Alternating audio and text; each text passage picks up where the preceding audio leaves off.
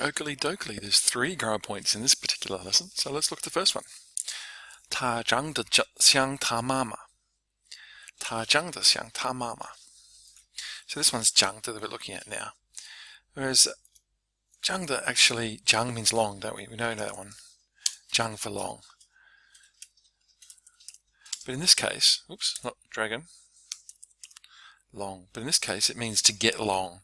And that's, if you look at it, what a child does, get longer and longer till they stop getting longer when they're no longer growing and they're an adult. So 长得. How did they get long? 的.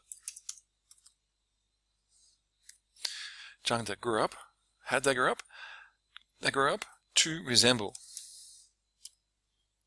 像. This one's 像 to resemble.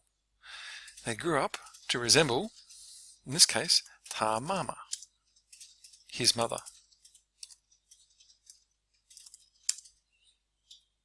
He grew up to resemble his mother.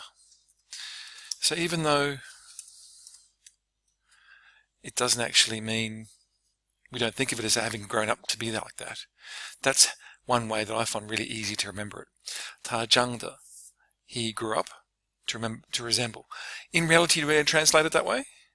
We simply translate it as he looks like his mum.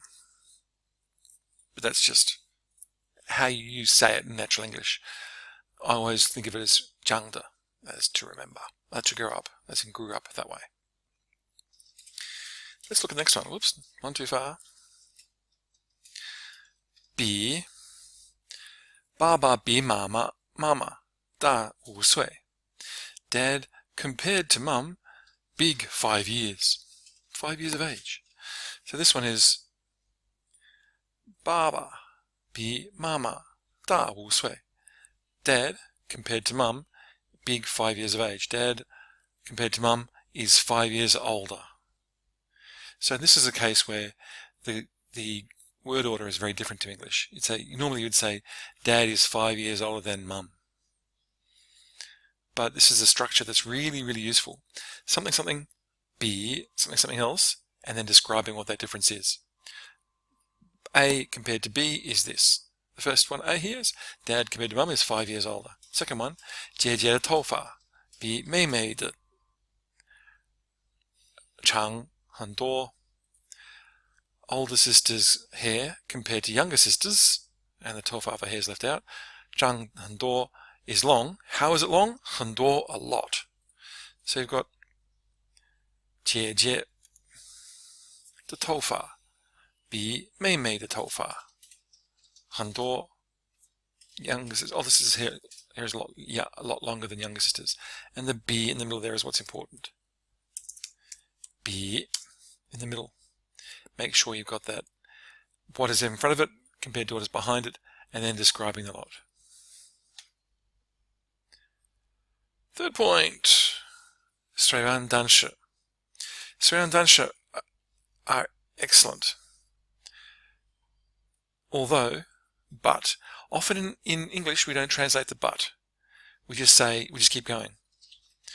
虽然, 现在虽然是冬天, 但是不冷. Although it's now winter, but it's not cold. It's a literal translation, but we don't often say the but. Although, and 虽然 can also be used by itself, and 但是 can always be used by itself.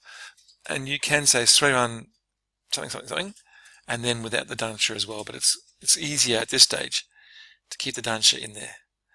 Although, something, something, comma, but, something else without translating the but. It's really important to get a grip on these grammar points, so that when you see them you can understand them, but also so that you can make sure you include them in your writing and your speaking. To get better marks in tests, you need to be able to understand and use all these grammar points for this particular test coming up.